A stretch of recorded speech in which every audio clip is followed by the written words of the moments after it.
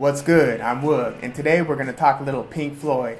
Now, after Syd Barrett's early departure from the band, where they then built a following and slowly ascended towards the pinnacle of rock history, there's been a lot of disagreement, confusion, or just inaccurate assumption as to whose voice they're hearing on all of these songs and on all of these albums. Some think Dave Gilmour, others swear Roger Waters.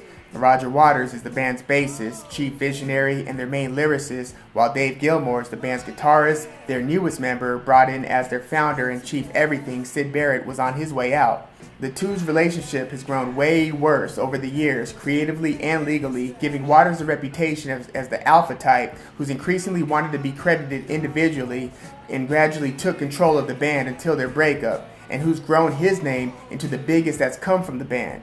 And as I mentioned, Waters wrote most of Pink Floyd's songs, but in this session, we're talking vocally. So who's that we hear singing on all of these songs that so many have grown to love? The simple answer? Both. Early on, it was almost all Gilmour. Waters increases his vocal involvement over time.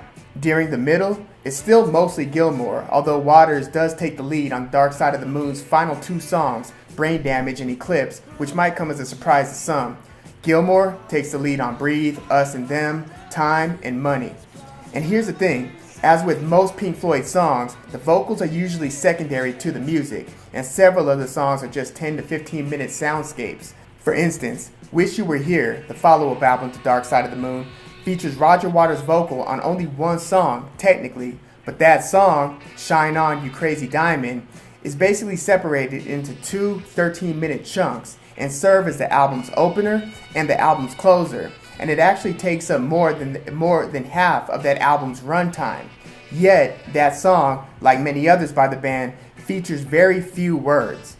But Dave Gilmour is the one singing on Welcome to the Machine and the title song, Wish You Were Here, the classic rock ballad. And who's that singing on track 3, Have a Cigar? Fans are gonna love this. Neither.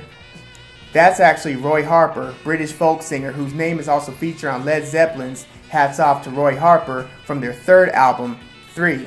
Now later on, by the time of Animals and The Wall, it's Roger Waters who's doing most of the singing, including the hit Another Brick in the Wall, Part 1, but Gilmour was still dropping some gems like Goodbye Blue Sky and Young Lust. So, last question, who's that singing on the band's classic, Comfortably Numb, featured at the end of The Wall? Both. Roger Waters on the verses, Dave Gilmour on the chorus. And they've also collabed on a few other songs like Hey You and Another Brick in the Wall Part 2 from The Wall, as well as on Dogs from Animals. Personally, I prefer Dave Gilmour vocally. Now who's the unsung vocal hero? Now that would be the late great Richard Wright. He's actually the band's keyboardist and the biggest driving force musically outside of maybe Gilmour, and he would often layer his vocals over Gilmour's on some of the band's best moments, like on Time, and also sang on a couple of their earliest songs. So let me know if this is news to any of you, and if you already knew, sure you did. Thanks for tuning in, I'm Woog.